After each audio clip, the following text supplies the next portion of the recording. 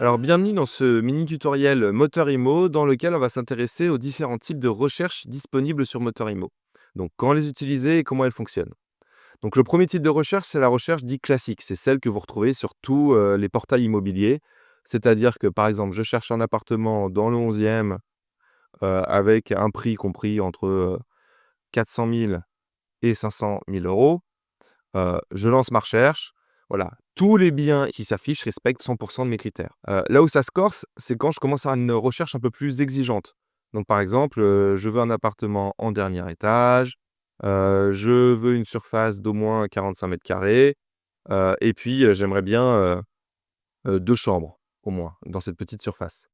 Et je veux même une vue dégagée parce que quitte à être en dernier étage, je souhaite une vue dégagée. Donc quand j'ai pas mal de critères et que j'en sais la recherche, voilà, rapidement, le problème avec les recherches classiques, c'est qu'on risque d'avoir peu ou pas de biens. D'ailleurs, vous voyez ce message qui apparaît: «Obtenez plus de résultats avec la recherche intelligente». Donc on va y revenir. Donc qu'est-ce qu'on fait classiquement dans les sites? C'est que souvent on a des déclinaisons de notre recherche. Une avec un budget augmenté au cas où le bien est négociable, une où on enlève un critère et on peut aménager une deuxième chambre, ça pourrait nous aller. Donc on se retrouve avec finalement plein d'alertes, de biens, pour en fait finalement la même recherche et donc c'est vraiment pas très pratique. Donc c'est pour ça que sur Moteur.imo, on a mis en place la recherche, intelligente où là je vais pouvoir classer mes critères d'indispensable à bonus. Donc indispensable, ça fonctionnera comme une recherche classique. Tous les biens qu'on va vous renvoyer respecteront ce critère-là. Donc pour être sûr, pour le coup, de ne pas y déroger, par exemple, je veux absolument que ce soit de l'ancien et pas des programmes neufs. Et ensuite, je peux dire, bon voilà, le prix c'est important, la surface, comment c'est aménagé, je suis prêt à éventuellement y déroger. Donc, mais en tout cas, je souhaite 45 mètres carrés. Pareil pour les chambres. Et puis, le dernier étage, c'est très important et la vue dégagée, on va dire, c'est un bonus. Maintenant, quand je vais lancer cette recherche-là en recherche intelligente, je vais obtenir beaucoup plus de biens, que, le seul bien qu'on retrouve d'ailleurs, heureusement, le bien qui cochait tous les critères et qui est noté 100. Qu'est-ce qui se passe? Dans la recherche intelligente, en fait, on va, selon l'importance de votre critère, scorer les annonces en leur mettant beaucoup de points si elles satisfont les critères importants, un peu moins souhaités et encore un peu moins, si elles, respectent les critères bonus. Et si elles ne le respectent pas ou partiellement, elles vont perdre des points. Et ça nous permet d'établir un score de proximité avec votre recherche idéale. Donc par exemple, évidemment, donc le premier bien 100. Celui-là, il a tous les critères, sauf le critère finalement bonus, donc c'est normal, qu'on privilégie les critères plus importants, donc vue dégagée. Et puis si je descends, voilà, j'ai celui-là, bah, il a plus qu'une chambre au lieu de 2, mais il respecte, les autres critères.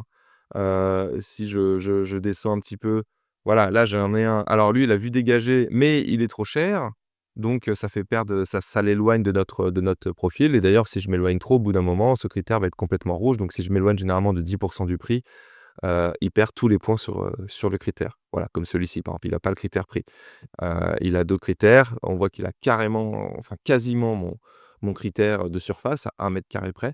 Oui, celui-là, vous l'aurez loupé, si, vous aviez, la recherche classique. Donc voilà, la recherche intelligente permet vraiment, de pouvoir aller explorer les biens et on va vous renvoyer jusqu'à 50 biens les mieux notés et les plus proches de votre recherche idéale.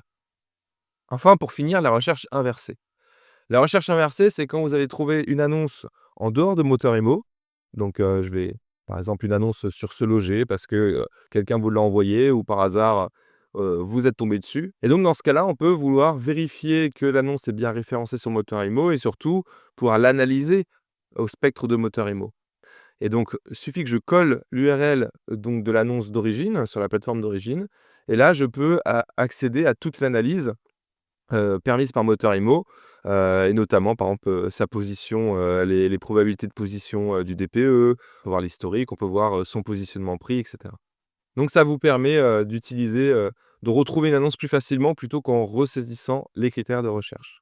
Voilà, c'est terminé pour ce tutoriel. J'espère que vous aurez appris à utiliser, la recherche classique. Donc pour récapituler, quand vous avez une recherche assez souple, allez sur la recherche classique, vous serez, illimité, vous aurez, autant de biens que qui correspondent à vos critères.